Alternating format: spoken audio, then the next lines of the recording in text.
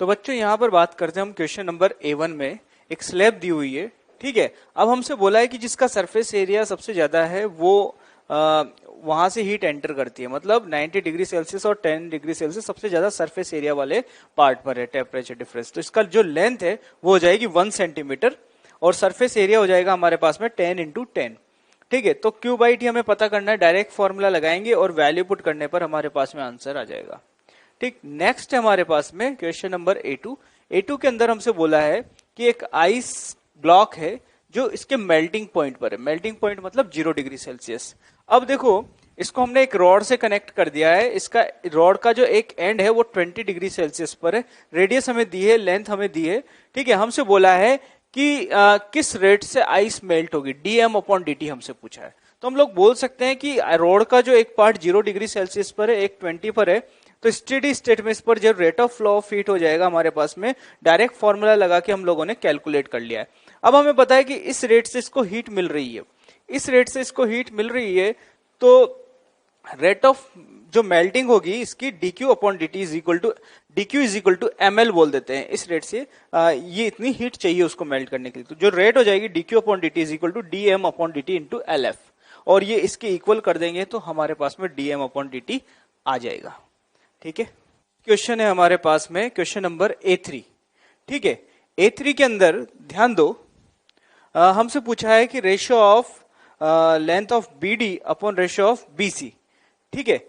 अब देखो बोला है no heat flow in AB। अगर AB के अंदर हीट फ्लो नहीं हो रहा है तो हम लोग बोल सकते हैं कि इन दोनों पॉइंट का जो टेम्परेचर डिफरेंस है वो 0 होगा। मतलब B पॉइंट का टेम्परेचर जो है वो भी कितना होगा, 20 डिग्री सेल्सियस। अब B पॉइंट का टेम्परेचर पता लग गया, यहां से कोई हीट फ्लो नहीं हो रही, मतलब हम लोग बोल सकते हैं कि यहां से जो हीट गई होगी वो इसके थ्रू यहां चली गई, मतलब रॉड BD और रॉड BC के अंदर हीट फ्लो सेम होगा। तो हमने BC के अंदर पता किया, BD के अंदर पता किया, और दोनों को इक्वल कर देते हैं हम लोग, क्योंकि हम दोनों में rate of flow of heat equal होगा। तो KA/LBC 20 is equal to KA/LBD, ये हो जाएगा हमारे पास में 70। तो यहां पर हमारे पास में length of BD upon length of BC आ जाएगा, रेशो आ जाएगा, ठीक है। नेक्स्ट है क्वेश्चन नंबर A4। A4 के अंदर हम लोगों को बोला है कि एक रॉड जो है वो दूसरी रॉड सेमी सर्कुलर फॉर्म में है, और जो दूसरी फर्स्ट रॉड है वो उसकी डायमीटर के अलोंग है, ठीक है। तो हम लोग बोल सकते हैं अगर इसकी लेंथ L है तो इस जो सेमी सर्कुलर रॉड है उसकी रेडियस कितनी हो जाएगी, L/2। तो सेमी सर्कुलर रॉड से जो रेट ऑफ हीट फ्लो है वो हो जाएगा K/πr, पाई L/2 इंटू T1 - T2, और दूसरी रॉड से जो हीट फ्लो हो जाएगा K/L T1 - T2। अब इन दोनों का रेशियो हम लोगों को चाहिए, तो रेशियो अगर हम लोग निकालें कैंसिल हो जाएगा ये, और ये आ जाएगा हमारे पास में, ठीक है, ये आ जाएगा 2/π, ठीक। तो बच्चों हम लोगों को दिया है next question number A5। A5 के अंदर 3 स्लैब कांटेक्ट के अंदर है और तीनों की थिकनेस अलग अलग है, कंडक्टिविटी अलग अलग है। हम लोगों से पूछा है कि जो इनका जो अगर एक इक्विवेलेंट स्लैब माने तो उसका K इक्विवेलेंट क्या होगा। तो हम लोग बोल सकते हैं कि इनका तीनों का रेजिस्टेंस जो है वो अलग अलग होगा, थर्मल रेजिस्टेंस, और तीनों सीरीज कॉम्बिनेशन में। सीरीज कॉम्बिनेशन में तो R इक्विवेलेंट आ गया हमारे पास में, ठीक है। तो अब हम इसको सॉल्व करेंगे तो 1/8 T1/K1 plus T2/K2 plus T3/K3 आ गया। अब देखो इसको अगर मैं एक इक्विवेलेंट स्लैब मानूं तो इक्विवेलेंट स्लैब का क्रॉस सेक्शनल एरिया तो A हो जाएगा। इन तीनों स्लैब की जगह मैं एक स्लैब मान लूं इसको, तो मैं बोल सकता हूं कि ये जो स्लैब है इस तरीके से बिहेव करेंगे कि इनका T1 plus T2 plus T3 तो थिकनेस हो गई, और क्रॉस सेक्शनल एरिया A हो जाएगा, और K इक्विवेलेंट हो गया। तो मैं इसके लिए R इक्विवेलेंट का फॉर्मूला लिखूं तो R इक्विवेलेंट हो जाएगा length upon K equivalent into A। तो मैं बोल सकता हूं, मैं डायरेक्ट भी लिख सकता हूं, और मैंने जब सीरीज कॉम्बिनेशन लगाया तब ये आया था मेरे पास में फॉर्मूला। दोनों एक ही बात है, दोनों को इक्वल किया तो मेरे पास में K इक्विवेलेंट की वैल्यू आ जाएगी। दोनों तरीके से मैंने पता किया कि R इक्विवेलेंट, तो जब हमने इक्वल किया इन दोनों को तो मेरे पास में K इक्विवेलेंट आ जाएगा, ठीक है। नेक्स्ट क्वेश्चन है B1। B1 के अंदर हमसे बोला है कि एक बॉल है, और बॉल जो है मतलब एक होलो स्फेरिकल शेल दिया हुआ है हम लोगों को, और इसकी इनर रेडियस जो है वो A है और आउटर रेडियस 2 है। तो इसकी थिकनेस जो हो गई हमारे पास में A हो गई। अब हमसे पूछा है कि इसकी rate of flow of heat क्या होगा। तो हम लोगों ने क्लास नोट्स के अंदर ऐसा ही एक क्वेश्चन किया था, स्फेरिकल शेल लिया था और उसकी थर्मल रेजिस्टेंस का फॉर्मूला पता किया था। ठीक है, तो उसका थर्मल रेजिस्टेंस का फॉर्मूला है 1/4 के 1/R1 माइनस 1/R2। तो यहां पर इसका जो थर्मल रेजिस्टेंस है 1/R1 तो आ जाएगा हमारे पास में A माइनस 1/2A। तो यहां पर Q/T का फॉर्मूला लगा दिया temperature difference upon R thermal. तो rate of flow of heat इसके अंदर आ गया मेरे पास में T0 अपॉन थर्मल रेजिस्टेंस बोल सकता हूं 1/4πK। तो 1/A माइनस 1/2A। तो ये मेरे पास में आ जाएगा 1/2A। ठीक, तो यहां पर मेरे पास में इसकी वैल्यू आ जाएगी 8πKA into T0, rate of flow of heat ये मेरे पास में आ चुका है। अब देखो मैं यहां पर बोल सकता हूं कि यहां से जो हीट का फ्लो है यहां से यहां तक सेम होगा या नहीं होगा। अब इसके सेकंड पार्ट में हमसे क्या पूछा है कि भाई 3A/2 डिस्टेंस पर, रेडियल डिस्टेंस 3A/2 पर इसका टेम्परेचर क्या होगा। तो मैं बोल सकता हूं कि अगर मैं A से 2A के लिए बात करूं या A से 3A/2 तक की बात करूं, दोनों के लिए rate of flow of heat पता होगा, हम लोगों को पता है दोनों के लिए सेम ही होगा। तो A से 2A देखो या A से 3A/2 देखो, दोनों के लिए rate of flow of heat same है। अगर मैं यहां से यहां तक का थर्मल रेजिस्टेंस पता कर लूं तो मेरे पास में इस 3A/2 डिस्टेंस का टेम्परेचर आ जाएगा। तो मुझे थर्मल रेजिस्टेंस का फॉर्मूला पता है, इसमें 1/R1 तो A हो जाएगा, 1/R2 3A/2 हो जाएगा। तो वहां से वहां तक का थर्मल रेजिस्टेंस मेरे पास में आ गया। तो सेकंड पार्ट में मैं लिख सकता हूं Q/2 इज इक्वल टू, अब मुझे इस पॉइंट का टेम्परेचर पता करना है तो मैं हायर टेम्परेचर तो 2T0 लिखूंगा माइनस उस पॉइंट का टेम्परेचर T मान रहा हूं upon thermal resistance. Thermal resistance का फॉर्मूला हो जाएगा 1/4πK 1/A माइनस 1/3A/2 और इसको इक्वल कर दूंगा जो मेरे पास में rate of flow of heat पहले आया था। तो मेरे पास में यहाँ का टेम्परेचर आ जाएगा। ठीक है, तो बच्चों हम लोग देखते हैं नेक्स्ट क्वेश्चन B2। यह भी हमने क्लास नोट्स के अंदर किया है। ठीक है, तो अब हम लोगों को क्या करना पड़ेगा, यहाँ पर rate of flow of heat पता करनी है। T2 ग्रेटर है T1 से, तो हम लोग लिख सकते हैं rate of flow of heat is equal to T2 minus T1 upon R thermal. अब इसका थर्मल रेजिस्टेंस हम लोगों को पता करना है। थर्मल रेजिस्टेंस हम लोगों ने क्लास नोट्स के अंदर भी कैलकुलेट किया है, इसका देख लेते हैं अभी यहाँ पर कितना होगा। इंटीग्रेट करना पड़ेगा हम लोगों को। तो मैंने क्या किया, R डिस्टेंस पर जाकर dr विड्थ का एक सिलेंडर माना है। ठीक है, dr विड्थ का एक सिलेंडर माना है। ठीक है, तो उसके लिए अगर मैं स्मॉल RTH लिखूं, थर्मल रेजिस्टेंस लिखूं, तो क्या लिखेंगे L। तो इसका जो हीट है बाहर से अंदर आ रही है तो L तो कितना हो जाएगा मेरे पास में dr हो जाएगा upon K into surface area. तो इसका क्रॉस सेक्शनल एरिया कितना हो जाएगा 2πr इंटू L। तो मैं लिख सकता हूं 2πr इंटू L।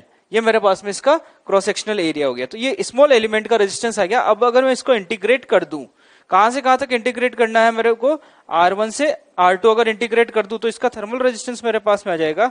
तो RTH is equal to 1/2πKL बाहर आ गया integration dr upon R R1 to R2। जब इसको इंटीग्रेट करेंगे तो ln R आ जाएगा और लिमिट पुट कर देंगे तो थर्मल रेजिस्टेंस आ गया। थर्मल रेजिस्टेंस की वैल्यू यहां पुट कर दो तो मेरे पास में rate of flow of heat आ चुका है।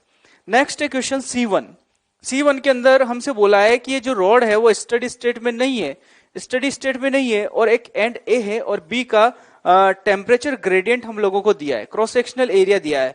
हमसे पूछा है कि इस रॉड का टेम्परेचर किस रेट से इंक्रीज कर रहा होगा। तो हम लोग ये बोल सकते हैं कि भाई यहां से जो हीट एंटर कर रही होगी उसको हम बोलते हैं dq अपॉन dt A।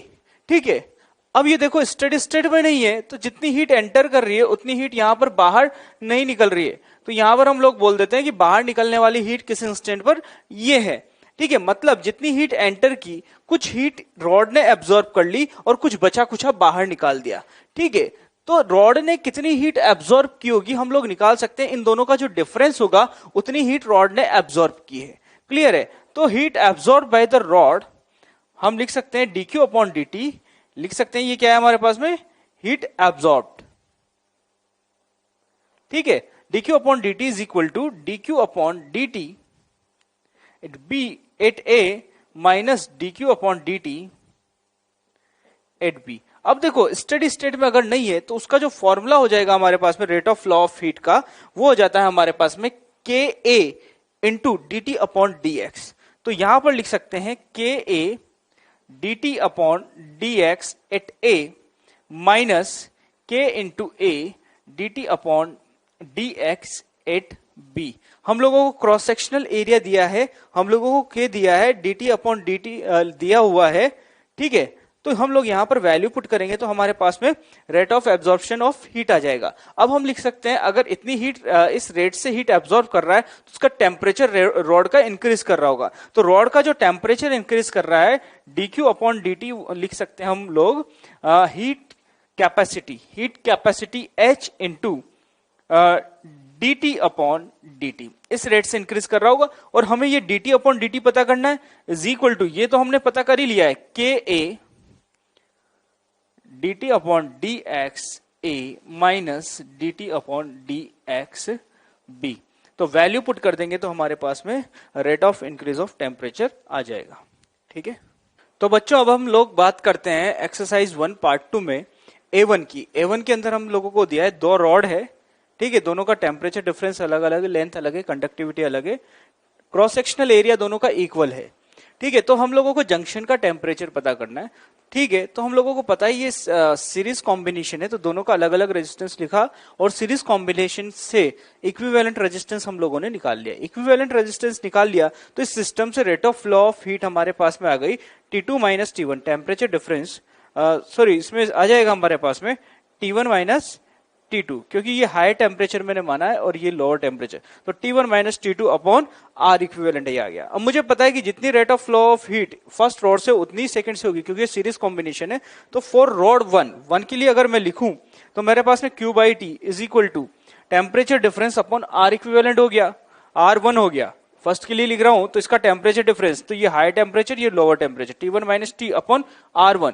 अब मुझे पता है कि इससे वही हीट फ्लो कर रही है जो पूरे सिस्टम से कर रही है, तो पूरे सिस्टम से rate of flow of heat ये है। तो मैंने इसकी rate of flow of heat को इसके इक्वल कर दिया सिस्टम के लिए। तो सिस्टम के लिए था मेरे पास में T1 minus T2 upon R equivalent. जब मैं इन दोनों को इक्वल करूंगा तो मेरे पास में T की वैल्यू आ जाएगी, ठीक है। अब हमारे पास में क्वेश्चन नंबर 2 है। 2 के अंदर हम लोगों से बोला है कि एक वॉल है, दो स्लैब से ये मिलकर बनी है, ठीक है। अब ये भी बिल्कुल पहले वाले क्वेश्चन जैसा ही है। अब दोनों स्लैब जो है वो सीरीज कॉम्बिनेशन में, दोनों का टेम्परेचर डिफरेंस हम लोगों को दिया है, कंडक्टिविटी का रिलेशन दिया हुआ है। हम लोगों को बताना है कि स्लैब ए का टेम्परेचर डिफरेंस क्या होगा। तो इस सिस्टम के लिए बात कर सकते हैं, ये सीरीज कॉम्बिनेशन है, तो इसके लिए जो Q बाई टी आ जाएगा मेरे पास में, Q by T is equal to temperature difference T1 minus T2 divided by R equivalent. अब आर इक्विवेलेंट क्या होगा, L1 अपॉन K1 इंटू ए।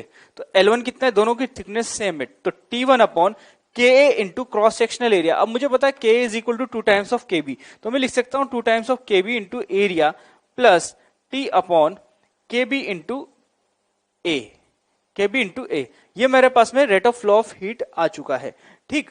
अब मुझे क्या करना है, ए का टेम्परेचर डिफरेंस बताना है। तो ए के लिए अगर मैं बात करूं ओनली फॉर ए, अगर मैं लिखूं तो इसका टेम्परेचर डिफरेंस डेल्टा टी ये बोल रहा हूं अपॉन, यहां पर मैं रेजिस्टेंस जो लिखूंगा ओनली ए का लिखूंगा, तो ए का जो रेजिस्टेंस हो जाएगा वो टी अपॉन 2 KB इंटू ए हो गया। अब मुझे पता है कि यहां से जो हीट फ्लो कर रही है वो पूरे सिस्टम से कर रहे हैं, is equal to T1 minus T2 divided by T upon 2 KB into A plus T upon KB into A. ये मेरे पास में हो गया। जब मैं वैल्यू पुट करूंगा तो मेरे पास में ए का टेम्परेचर डिफरेंस आ जाएगा, ठीक है।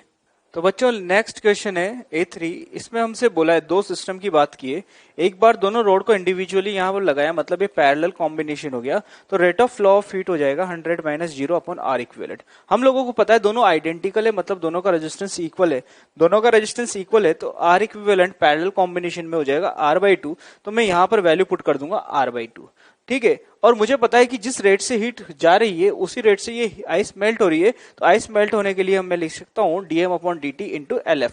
तो मेरे पास में फर्स्ट केस के अंदर जो dm अपॉन dt आ गया है वो आ जाएगा 100 divided by R/2 into LF, ठीक है। अब सेकंड केस के अंदर ये सीरीज कॉम्बिनेशन भी दिया है, दोनों का रेजिस्टेंस इक्वल है, तो इक्विवेलेंट रेजिस्टेंस 2R हो जाएगा। सेम फॉर्मूला यहां पर भी लगाया, तो मेरे पास में ये आ जाएगा, मेरे पास में dm upon dt in case 2 is equal to 100 upon 2r into LF। अब अगर मैं इन दोनों का रेशियो लिख लेता हूं तो मैं इन दोनों को डिवाइड कर दूं तो मेरे पास में रेशियो आ जाएगा। ठीक है, नेक्स्ट क्वेश्चन है A4 में फिर से हमसे इफेक्टिव के पूछा है और तीनों रॉड जो है वो सीरीज में है, तो इनका इक्विवेलेंट रेजिस्टेंस मैंने निकाल लिया। अब तीनों रॉड को एक ही रॉड मान लिया। ठीक है, तो लेंथ हो जाएगी 3L और क्रॉस सेक्शनल एरिया A। अब देखो इसको K इफेक्टिव लिख दिया मैंने। ठीक है, तो R इक्विवेलेंट हो जाएगा 3L upon K equivalent into A। और मुझे पता है कि R इक्विवेलेंट की वैल्यू जो सीरीज कॉम्बिनेशन से आई थी यहां पर पुट कर दी, तो मेरे पास में K इफेक्टिव आ जाएगा 15K अपॉन 16। ठीक है, तो बच्चों देखते हैं हम लोग नेक्स्ट क्वेश्चन A5 में। हमसे बोला है एक रॉड को एक सोर्स और आइस के बीच में कनेक्ट किया है। ठीक है, तो इसका रेजिस्टेंस हो जाएगा L अपॉन K और तो rate of flow of heat हो जाएगा मेरे पास में T delta T upon R। तो ये तो 0 पर होगा, तो T1 माइनस 0 अपॉन इसकी रेजिस्टेंस R माना है तो R इज इक्वल टू, अब देखो जो हीट मिल रही है वो आइस को मेल्ट कराएगी, तो DM upon DT1 is equal to LF। तो मैं लिख सकता हूं यहां पर जो DT टाइम लगेगा फर्स्ट में वो हो जाएगा मेरे पास में DM LF upon T1 into R। मतलब जो DT टाइम है वो R के प्रोपोर्शनल हो गया यहां पर, क्योंकि दोनों केस में मास सेम है, टेम्परेचर डिफरेंस भी सेम है। अब देखो सेकंड केस में मैं बोल सकता हूं अगर मैंने इस रॉड को हाफ हाफ कर दिया तो यहां पर हाफ हाफ रॉड को लगाया तो रेजिस्टेंस जो हो जाएगा मेरे पास में हाफ हो जाएगा। जब मैं इन दोनों को बात करता हूं तो ये पैरेलल कॉम्बिनेशन में, तो इनका इक्विवेलेंट रेजिस्टेंस हो जाएगा R/4। मुझे पता है कि जो टाइम लगता है वो R के प्रोपोर्शनल आ रहा है और इक्विवेलेंट रेजिस्टेंस R/4 हो गया, तो जो टाइम लगेगा वो भी 1/4 हो जाएगा। ठीक है, नेक्स्ट क्वेश्चन है A6 ये लेक वाला क्वेश्चन है, ये हमने थ्योरी के अंदर पढ़ा है।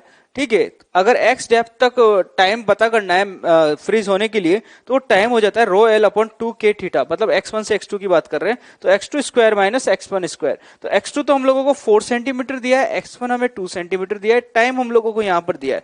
जब ये सारी वैल्यू पुट करेंगे तो हमारे पास में सराउंडिंग का टेम्परेचर TA यहां पर आ जाएगा। ठीक है, तो बच्चों इस क्वेश्चन के अंदर हम लोगों को दिया है एक होलो स्फीयर है। ठीक है, इनर रेडियस है, आउटर रेडियस है, Q/T हम लोगों को पता है। ठीक है, तो हमें पता है कि इसका थर्मल रेजिस्टेंस जो होता है उसका फॉर्मूला होता है 1/4 पाई के 1/R inner minus 1/R outer. ठीक है, तो इसका Q/T जो हो जाएगा वो हो जाएगा हमारे पास में inner temperature minus outer temperature divided by thermal resistance. Clear है, तो जब हम लोग यहाँ पर ये वैल्यू पुट करेंगे तो हमारे पास में K की वैल्यू आ जाएगी। ठीक है ना, तो बच्चों इस क्वेश्चन के अंदर हमसे बोला है कि 100 डिग्री सेल्सियस स्टीम है और 0 डिग्री सेल्सियस पर आइस वाटर मिक्सचर है। ठीक है, एक रॉड है जिसका cross sectional area non uniform है। ठीक है, उसका इनिशियल टेम्परेचर 20 डिग्री सेल्सियस है। इनिशियली ये रॉड का टेम्परेचर 20 डिग्री सेल्सियस है और जैसे ही हमने इस रॉड को इन दोनों चैम्बर के कांटेक्ट में रखा तो हम लोगों से पूछा है कि rate of flow of heat कहां पर ज्यादा होगी। तो हम लोग बोल सकते हैं कि जब स्टेडी स्टेट नहीं आती है तब rate of flow of heat का formula dQ upon dt is equal to K dt upon dx हो जाएगा। तो जहां का टेम्परेचर डिफरेंस सबसे ज्यादा होगा वहां पर rate of flow of heat सबसे ज्यादा होगी। तो हम लोग यहाँ पर बोल सकते हैं कि यहाँ का जो टेम्परेचर डिफरेंस है 20 और 0 का है, क्योंकि इनिशियली टेम्परेचर इसका 20 था रोड का और चैम्बर का यहाँ 0 है, तो 20 0 का है। यहाँ पर तो कोई टेम्परेचर डिफरेंस नहीं है और यहाँ पर 100 और 20 का है। ठीक है, तो 100 और 20 का टेम्परेचर डिफरेंस, टेम्परेचर ग्रेडियंट सबसे ज्यादा है, तो यहाँ पर rate of flow of heat सबसे ज्यादा होगा। मैक्सिमम होगा A पर और मिनिमम होगा B पर। ठीक है, अब बी वाले पार्ट की बात करें, at steady state. Steady state में हम लोगों को पता है कि rate of flow of heat सभी जगह सेम होता है, सेम हीट यहां से फ्लो करेगी। स्टडी स्टेट में जितनी एंटर करेगी उतनी ही बाहर जाएगी, तो ये तो सभी के लिए सेम होगा। ठीक है, अब देखो सी वाले में हमसे पूछा है टेम्परेचर ग्रेडियंट के बारे में एट स्टडी स्टेट। तो हम लोगों को पता है कि स्टडी स्टेट में Q/2T की वैल्यू सभी के लिए सेम होगी, is equal to Ka into dt upon dx। तो मैं बोल सकता हूं स्टडी स्टेट में dt upon dx temperature gradient inversely proportional होगा A के। तो जिसका क्रॉस सेक्शनल एरिया सबसे ज्यादा उसके लिए सबसे कम, तो क्रॉस सेक्शनल एरिया A के लिए सबसे ज्यादा है, तो इसका rate dt upon dx temperature gradient सबसे कम होगा और B के लिए सबसे ज्यादा होगा। नेक्स्ट है, हमसे बोल रहा है कि स्टडी स्टेट में किस पार्ट का dt अपॉन dt ज्यादा रेट से इंक्रीज हो रहा होगा, टेम्परेचर जो इंक्रीज होने की रेट है वो सबसे ज्यादा है, तो मैं लिख सकता हूँ Q by T is equal to M S D T upon D T.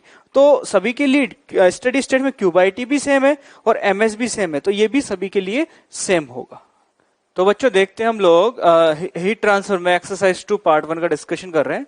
ठीक है, तो क्वेश्चन नंबर 1 है इसका, और 1 जो क्वेश्चन है वो इजी है। देखो एक कंपोजिट स्लैब है, उसका टेम्परेचर जो है एक तरफ T2 है एक तरफ T1 है और मटेरियल K2K है। तो ये स्लैब दोनों सीरीज कॉम्बिनेशन में, दोनों का रेजिस्टेंस लिख लिया मैंने R1 R2। R1 को मैंने अगर R बोल दिया तो R2 जो हो जाएगा मेरे पास में 2R हो जाएगा, तो R इक्विवेलेंट सीरीज में आ गया इनका 3R। अब देखो rate of transfer of heat का फॉर्मूला लगा दिया मैंने डायरेक्ट कंपोजिट हीट के लिए, तो मेरे पास में आंसर आ गया है। ठीक है, तो बच्चों देखते हैं हम लोग क्वेश्चन नंबर 2 के अंदर 2 आइडेंटिकल रॉड है और 2 क्यूब है, मतलब ये 2 आइडेंटिकल क्यूब है, तो दोनों की साइड इक्वल होगी। हमने मान लिया इनकी जो साइड है वो ए है। ठीक है, अब इनको फर्स्ट कॉम्बिनेशन में सीरीज कॉम्बिनेशन बनाया है, इस तरीके से जोड़ा है।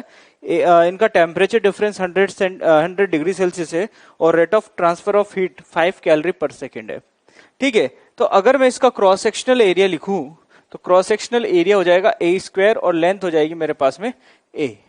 ठीक है, तो इसका जो थर्मल रेजिस्टेंस होगा मेरे पास में वो हो जाएगा L अपॉन के, तो L तो A है, K इंटू ए स्क्वायर। ठीक है, इसका थर्मल रेजिस्टेंस को मैं R मान लेता हूं। ठीक, तो Q बाई टी का फॉर्मूला मैंने लगाया, Q बाई टी का फॉर्मूला लगाया, temperature difference 100 minus 0 divided by thermal resistance R is equal to 5। तो मेरे पास में जो थर्मल रेजिस्टेंस आएगा वो आ जाएगा 20। ठीक है, थर्मल रेजिस्टेंस आ गया मेरे पास में 20। अब देखो मैंने इस सिस्टम को इस तरीके से रखा है, ये पैरेलल कॉम्बिनेशन की तरह बिहेव करेगा क्योंकि इन दोनों का जो दोनों एंड है वो सेम टेम्परेचर डिफरेंस पे है। तो यहां पर अगर मैं एक का रेजिस्टेंस लिखूं तो एक का रेजिस्टेंस आ जाएगा हमारे पास में L अपॉन के, तो L भी A होगा और K इंटू ए स्क्वायर। तो यहां भी थर्मल रेजिस्टेंस जो होगा एक का वो R हो जाएगा। पैरेलल कॉम्बिनेशन में जो होगा हमारे पास में इन दोनों का R इक्विवेलेंट हो जाएगा R/2। ठीक है, R/2 हो गया, मतलब R की वैल्यू 20 थी तो R/2 की वैल्यू 10 हो जाएगी। तो अब इसके लिए rate of transfer of heat हमें पता करना है Q बाई टी। तो यहां पर लिख सकता हूं टेम्परेचर डिफरेंस 100 माइनस 0 अपॉन 10, मतलब यहां पर ये 10 कैलोरी पर सेकंड की रेट से फ्लो करेगा। अब तुम्हें कितने टाइम में पता करना है, तो T को उधर ले जाओ और T की वैल्यू पुट कर देंगे हम लोग। ठीक है, तो बच्चों क्वेश्चन नंबर 3 की बात करते हैं हम लोग। इसमें हमसे बोला है कि 3 आइडेंटिकल रॉड है, ए बी, सी डी और पी क्यू। पी क्यू जो रॉड है वो ए बी और सी डी के मिड पॉइंट पर कनेक्टेड है और इनके सभी एंड का टेम्परेचर हम लोगों को दिया है। हमसे पूछा है कि पी का जो टेम्परेचर है वो ज्यादा है या क्यू का ज्यादा है। ठीक है, मतलब rate of flow of heat की डायरेक्शन क्या होगी, P2Q होगी या Q2P होगी। तो हम लोगों को पता है कि हीट हमेशा हायर टेम्परेचर से लोअर टेम्परेचर की तरफ फ्लो करती है। तो अगर P का टेम्परेचर ज्यादा है, Q का कम है, तो P से Q की तरफ जाएगी। अगर Q का ज्यादा है, P का कम है, तो Q से P की तरफ जाएगी। तो इस क्वेश्चन को सॉल्व करने के लिए हम लोगों को KCL लगाना पड़ेगा। KCL लगाकर हम लोग इनका टेम्परेचर P और Q का टेम्परेचर पता कर सकते हैं। फिर हम बता सकते हैं कि किसका टेम्परेचर ज्यादा है, उसके अकॉर्डिंग ही हीट फ्लो होगा। तो मैंने माना यहाँ पर कि सभी आइडेंटिकल रॉड्स है और ये मिड पॉइंट पर कनेक्टेड है, तो रेजिस्टेंस जो होता है वो लेंथ के डायरेक्टली प्रोपोर्शनल होता है। तो ये लेंथ हाफ हो गई है ना। ठीक है, तो इसका रेजिस्टेंस मैंने R मान लिया, इसका रेजिस्टेंस R मान लिया, इसका भी R हो गया, ये भी R हो गया। तो ये कितना हो जाएगा मेरे पास में 2R। ठीक है, ये 2R हो गया क्योंकि इसकी लेंथ डबल हो गई। अब देखो मैंने इनको रेजिस्टेंस की फॉर्म में ऐसे लिखा है। ठीक है, इनका टेम्परेचर अलग अलग लिख दिया। अब देखो मैंने यहाँ पर करंट क्या माना है, जैसे अगर मैं इस जंक्शन की बात करूं, जंक्शन लो हम यहाँ लगाने वाले हैं, तो इस जंक्शन की बात करूं तो इस पे I1 करंट आ रहा है, इधर से I2 करंट आ रहा है और इधर से मान लिया I3 करंट आ रहा है। ठीक है, अब इधर मैंने बोला कि इस Q जंक्शन की अगर हम बात करें तो Q से I3 इधर गया, मान लेते हैं I4 इधर गया, I5 इधर गया। ठीक है, अब मैंने इस जंक्शन के लिए जंक्शन लो लगाया, तो मैंने इस जंक्शन के लिए बोला कि जो नेट करंट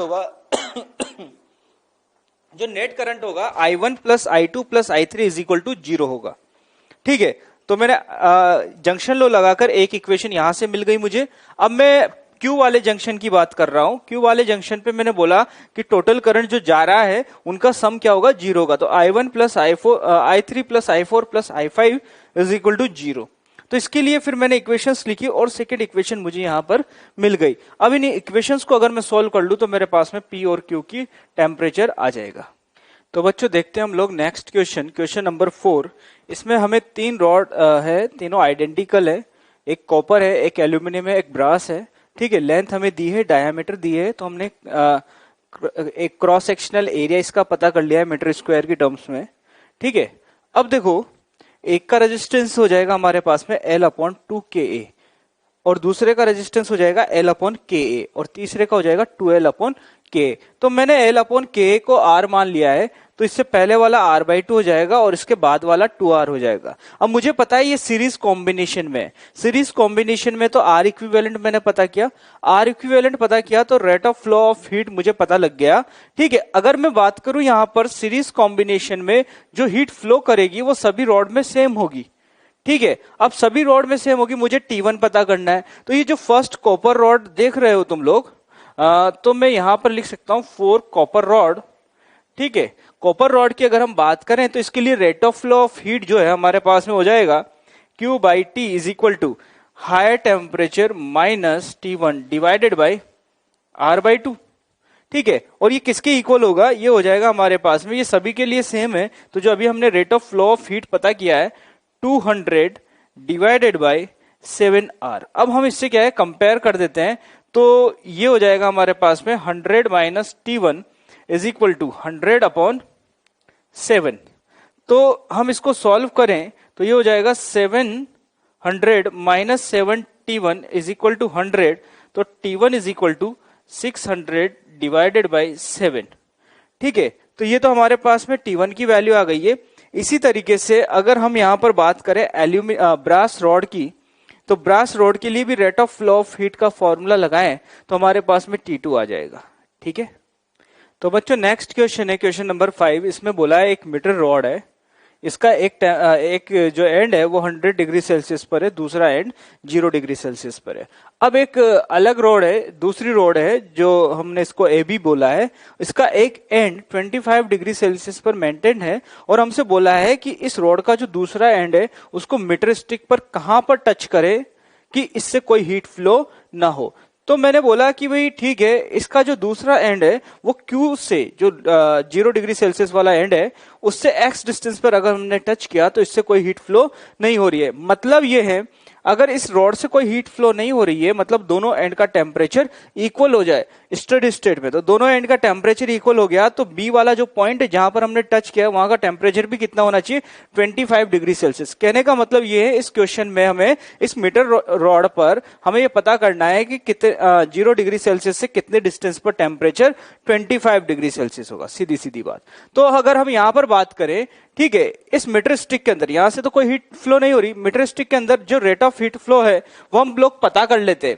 तो उसके पहले हम लोग मीटर स्टिक का जो रेजिस्टेंस है वो लिखेंगे L/KA।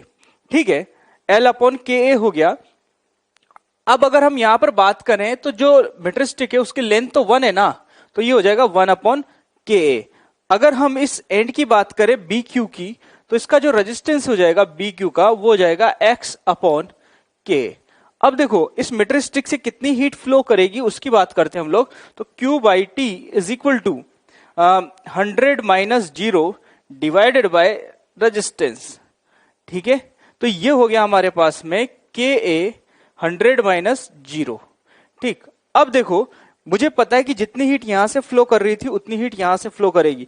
तो इस एंड BQ के लिए अगर मैं लिखूं तो Q/T for BQ is equal to, अब ये TB हो गया तो TB माइनस, अच्छा TB की तो वैल्यू पता है ना हमें 25 माइनस 0 डिवाइडेड बाय X/K।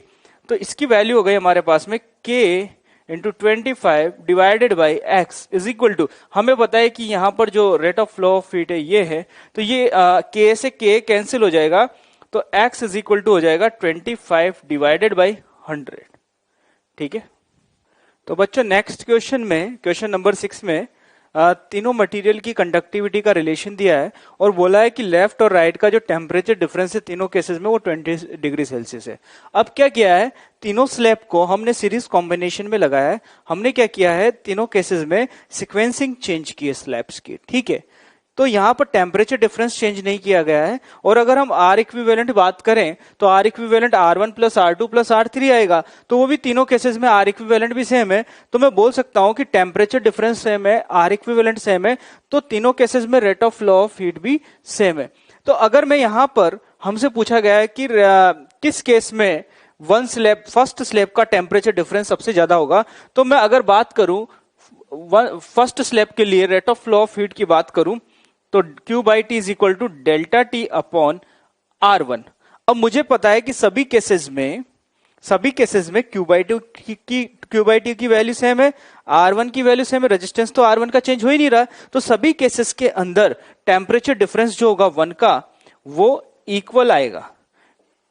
ठीक है, सभी केसेस के अंदर 1 का जो टेम्परेचर डिफरेंस होगा वो इक्वल आएगा। ठीक है, तो बच्चों हम लोगों ने हीट ट्रांसफर के अंदर अभी तक पढ़ा है, एक मोड के बारे में पढ़ा था, कंडक्शन। ठीक है, कंडक्शन जनरली जो होता है वो सॉलिड्स में सबसे ज्यादा होता है। ठीक है, जिसके अंदर पार्टिकल्स अपनी पोजीशन पे होते हैं, अपनी पोजीशन पर ही वाइब्रेट करते हैं, पार्टिकल्स का मोशन नहीं होता, पार्टिकल अपनी पोजीशन पर ही बने रहते हैं और हीट ट्रांसफर हो जाता है, वो हम लोगों ने समझा था। नेक्स्ट जो मोड है हीट ट्रांसफर का वो है कन्वेक्शन।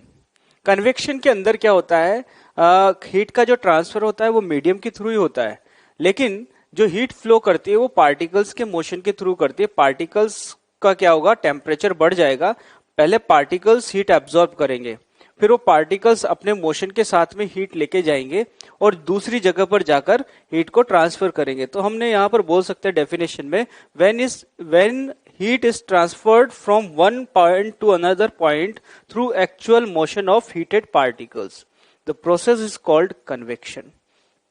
ठीक है, अगर हम सॉलिड की बात करें तो सॉलिड के अंदर जो प्रोसेस है ट्रांसफर का, हीट ट्रांसफर का, वो कंडक्शन होता है।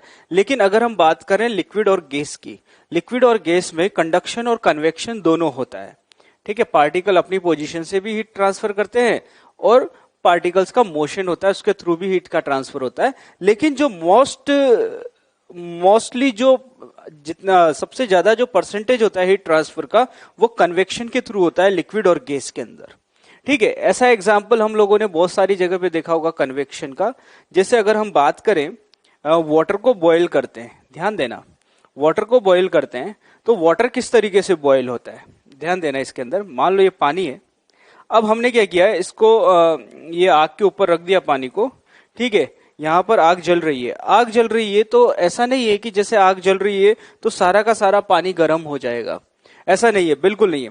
देखो जैसे नीचे वाला जो पार्ट, जो नीचे वाला कंटेनर का पार्ट है वो हीट अप हुआ, तो यहाँ के जो पार्टिकल्स हैं, जो पानी के सरफेस के पार्टिकल्स हैं, पहले वो गर्म होंगे, वो हीट एब्जॉर्ब करेंगे, पहले ये गर्म हुए। और हमें पता है कि जैसे पानी का टेम्परेचर ज्यादा हो जाएगा पानी की डेंसिटी कम हो जाएगी। ठीक है, पार्टिकल्स की डेंसिटी कम हो जाएगी, तो ऊपर वाले पार्टिकल्स तो हल्के होते हैं और ऊपर वाले पार्टिकल्स की डेंसिटी ज्यादा होगी क्योंकि उनका टेम्परेचर कम है, और नीचे वाले पार्टिकल्स की डेंसिटी कम हो जाएगी क्योंकि उनका टेम्परेचर बढ़ गया। अब टेम्परेचर बढ़ गया, हल्के हो गए नीचे वाले पार्टिकल, तो ये डेंसिटी के डिफरेंस के कारण ये ऊपर जाने लगेंगे। तो नीचे वाले पार्टिकल्स ऊपर जाने लगे हैं और ऊपर वाले जो हैवी पार्टिकल्स है वो नीचे आएंगे। ठीक है, वो नीचे आ गए। अब क्या होगा, नीचे जो पार्टिकल्स आए हैं फिर उनका टेम्परेचर इंक्रीज होगा, टेम्परेचर इंक्रीज होगा तो उनकी भी डेंसिटी कम हो जाएगी, फिर वो भी ऊपर जाएंगे और फिर ऊपर वाले हैवी पार्टिकल्स नीचे आएंगे। तो इस तरीके से पार्टिकल्स का मूवमेंट होता जाएगा और हीट ट्रांसफर होती जाएगी। और ये जो पार्टिकल्स का मूवमेंट है इसको हम बोलते हैं कंडक्शन करंट।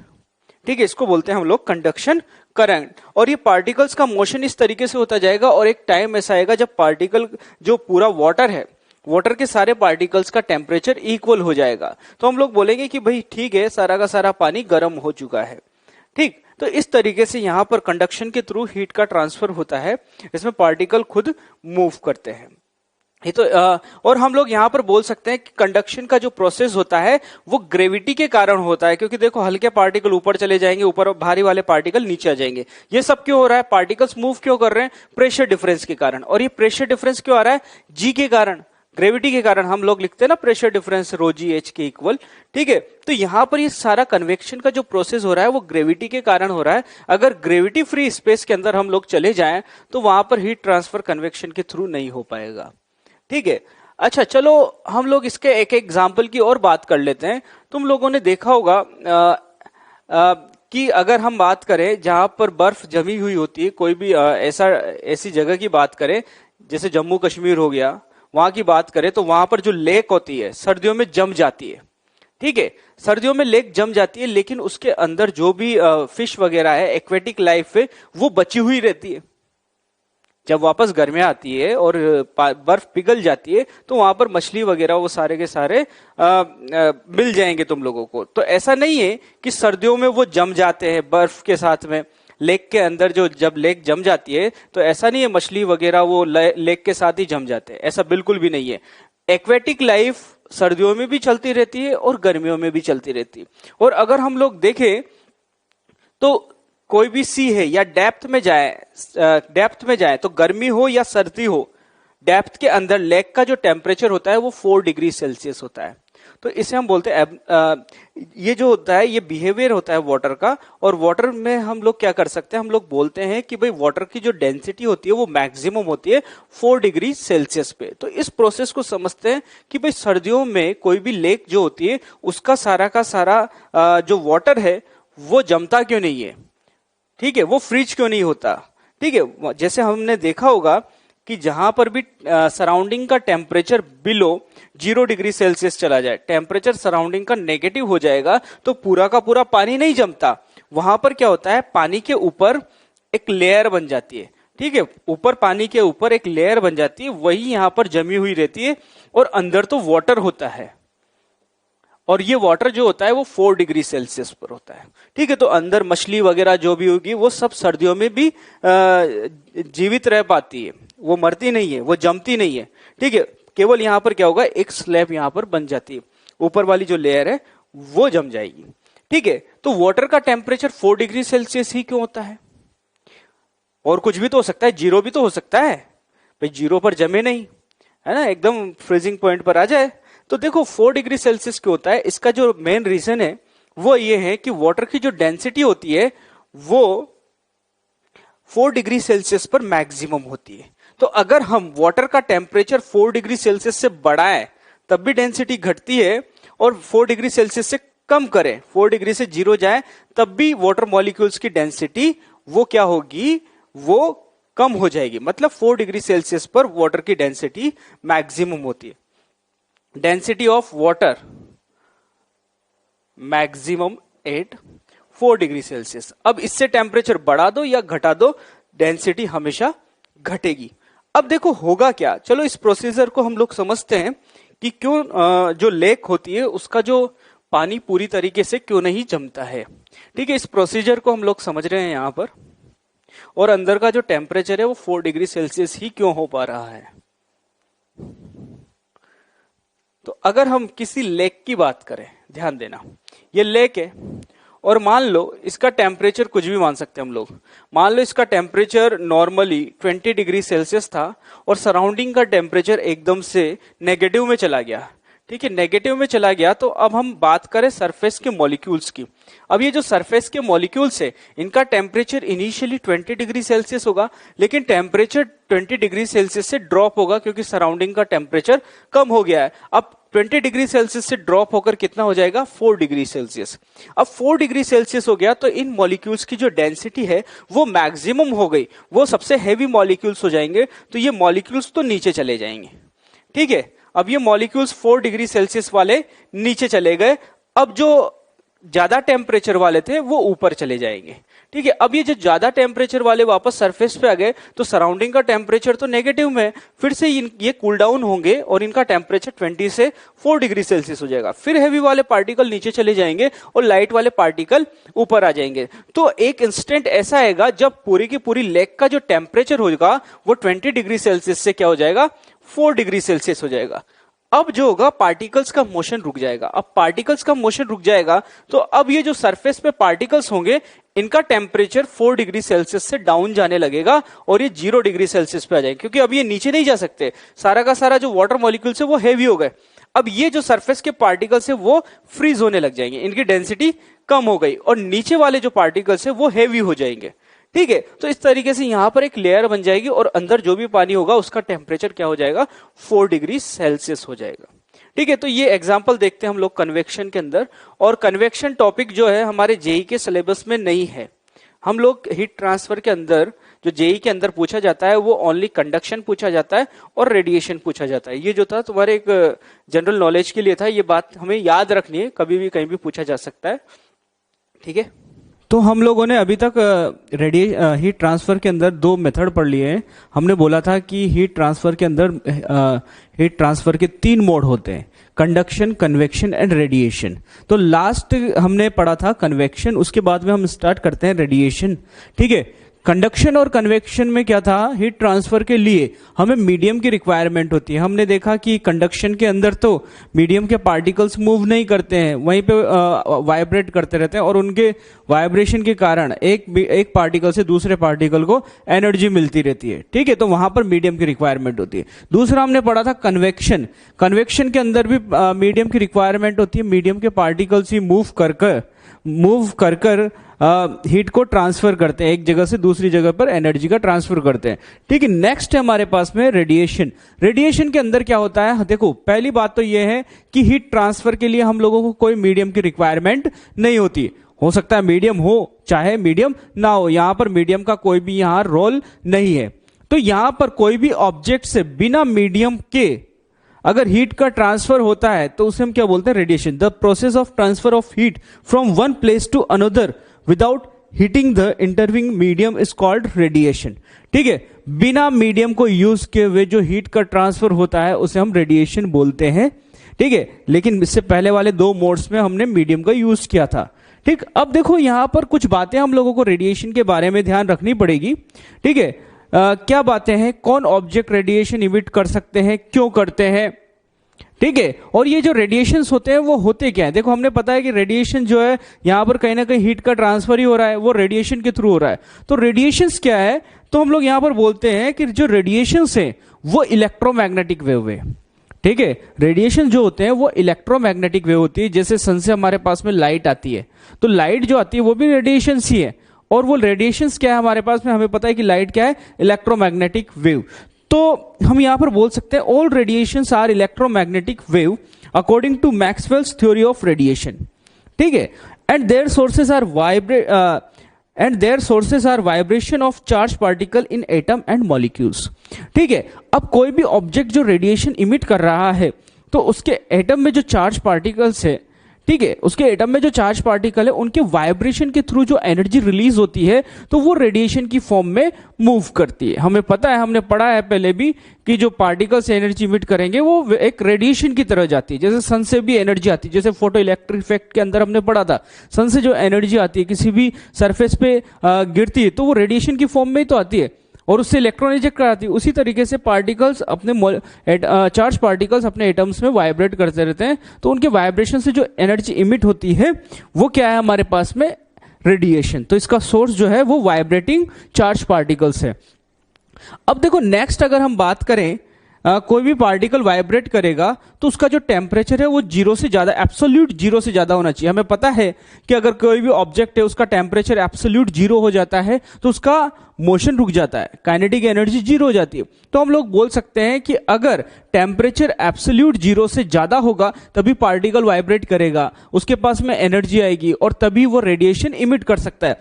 तो हम लोग नेक्स्ट बात करेंगे, all objects emit radiation simply because of their temperature is above absolute 0।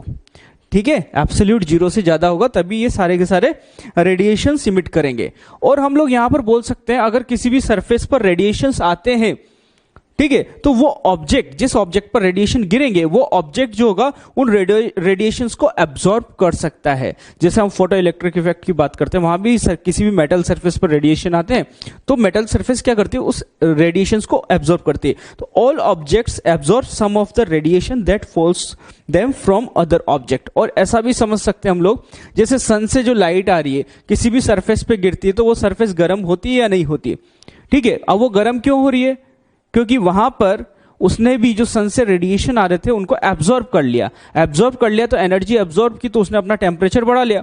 अच्छा, और हमें पता है कि एब्जॉर्ब करेगा ठीक है, उसका टेम्परेचर अगर एब्सोल्यूट जीरो से ज्यादा हो गया किसी भी ऑब्जेक्ट का टेम्परेचर, तो ऑब्जेक्ट खुद भी रेडिएशन इमिट करने लग जाएगा। मतलब कोई भी ऑब्जेक्ट ने रेडिएशन एब्जॉर्ब किए तो वो ऑब्जेक्ट अपना टेम्परेचर बढ़ाकर खुद भी रेडिएशन इमिट करने लग जाएगा। तो मतलब हर एक ऑब्जेक्ट जिसका टेम्परेचर एब्सोल्यूट जीरो से ज्यादा है वो रेडिएशन इमिट करता है, और हर एक ऑब्जेक्ट जिस पर रेडिएशन आ रहे हैं वो उनको एब्जॉर्ब भी करता है। ठीक है, तो हमने इन दोनों पॉइंट्स में ये बातें समझी है। More radiation are emitted at higher temperature of a body. जितना ज्यादा टेम्परेचर होगा उतना ही ज्यादा रेडिएशन होगा, और जितना कम टेम्परेचर होगा उतना ही कम रेडिएशन। वो सिंपली समझ सकते हैं हम लोग एनर्जी से। ठीक है, तो बच्चों आगे अगर हम देखें, हमने बोला कि जो रेडिएशन है वो इलेक्ट्रोमैग्नेटिक वेव है।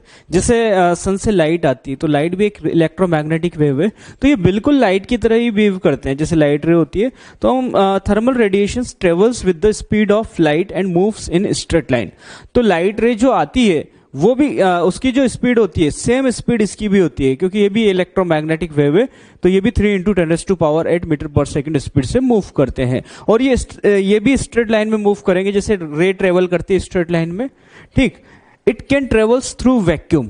जैसे लाइट रे वैक्यूम में भी मूव कर सकती है, वैसे ही हम बोल सकते हैं कि थर्मल रेडिएशंस जो है उनको मीडियम की जरूरत नहीं होती है। अगर वैक्यूम भी तुम रख दो तो भी थर्मल रेडिएशंस मूव कर सकते हैं। लेकिन जो हमने दो तरह के रेडिएशंस की बात की थी, दो तरह के जो हीट ट्रांसफर की बात की थी, मोड्स की बात की थी, उनमें हीट ट्रांसफर नहीं हो पाएगा अगर वैक्यूम हो तो, लेकिन इससे हो सकता है। तभी तो सन से जो लाइट आती है उससे जो रेडिएशंस आते हैं, ठीक है, तो बीच में वैक्यूम भी होता है तो वहां से भी वो ट्रेवल कर पाते हैं। Similar to light, thermal radiations can be refracted and polarised. तो हमने बोला कि इलेक्ट्रोमैग्नेटिक वेव, तो ये तीनों चीजें इसके अंदर भी होगी। अच्छा, radiations from a point source obeys inverse square law. इसका क्या मतलब है? Intensity is inversely proportional to distance square. ठीक है, अगर कोई भी पॉइंट सोर्स की बात करें हम लोग तो उससे जो इंटेंसिटी जाती है, तो हम लोगों को पता है कि पावर अपॉन सरफेस एरिया होता है, और हम लोग बोलते हैं intensity is equal to power upon 4πr²। जितनी ज्यादा रेडियस में फैलती जाएंगे रेडिएशंस उतनी ही ज्यादा इंटेंसिटी कम होती जाएगी, है ना। तो ये बात तुम लोगों को पता है। ठीक है, तो जैसे अगर लाइट का पॉइंट सोर्स की बात करते हैं वैसे ही हम बात कर सकते हैं कि अगर कोई पॉइंट सोर्स है हमारे पास में जिससे रेडिएशंस निकल रहे हैं तो वो रेडिएशंस इनवर्स स्क्वायर लॉ का पालन करते हैं। नेक्स्ट है the wavelength corresponding to maximum emission of radiation shifts from longer wavelength to shorter wavelength as temperature increases.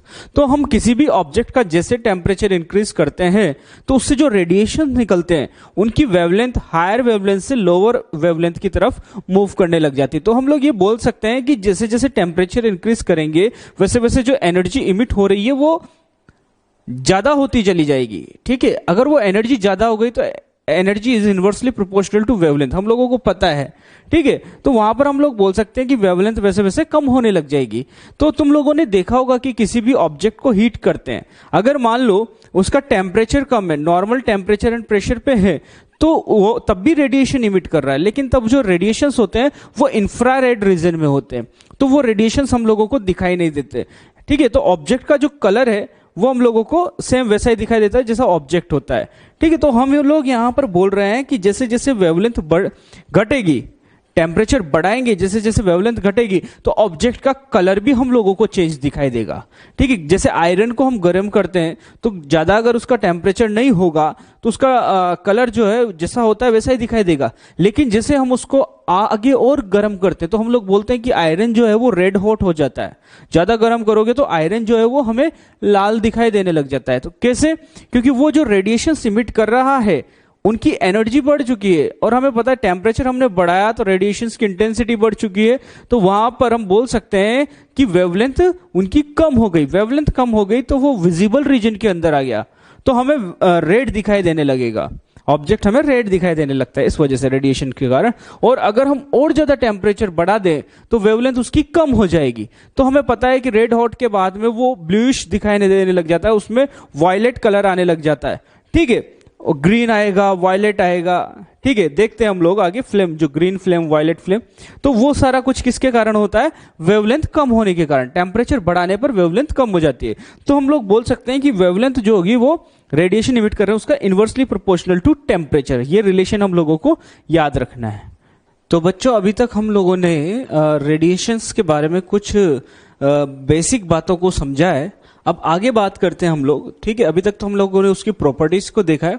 अब हम यहाँ पर बात करते हैं कि जो कोई भी ऑब्जेक्ट है उससे कितना रेडिएशन निकल रहा है, और उससे जो रेडिएशन निकल रहा है वो किन चीजों पे डिपेंड कर रहा है, ठीक है। अगर कोई भी ऑब्जेक्ट में रेडिएशन हो रहा है तो वो ऑब्जेक्ट गर्म होगा या ठंडा होगा, वो सारी बातें इसमें देखते हैं हम लोग। Next, Prevost theory of heat exchange.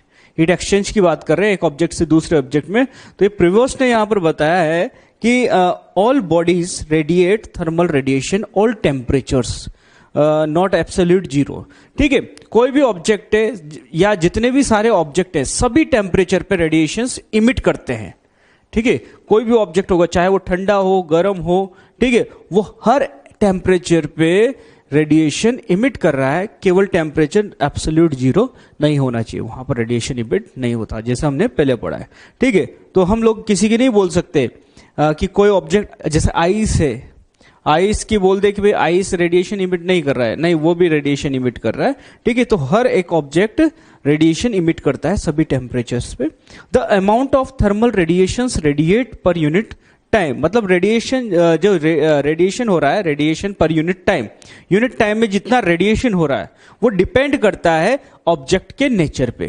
जैसे अगर हम बात करें प्लास्टिक और आयरन की, चेयर की बात कर रहे हैं, प्लास्टिक की चेयर हो और आयरन की चेयर हो, दोनों को धूप में रख दे तो ज्यादा गर्म कौन होगा?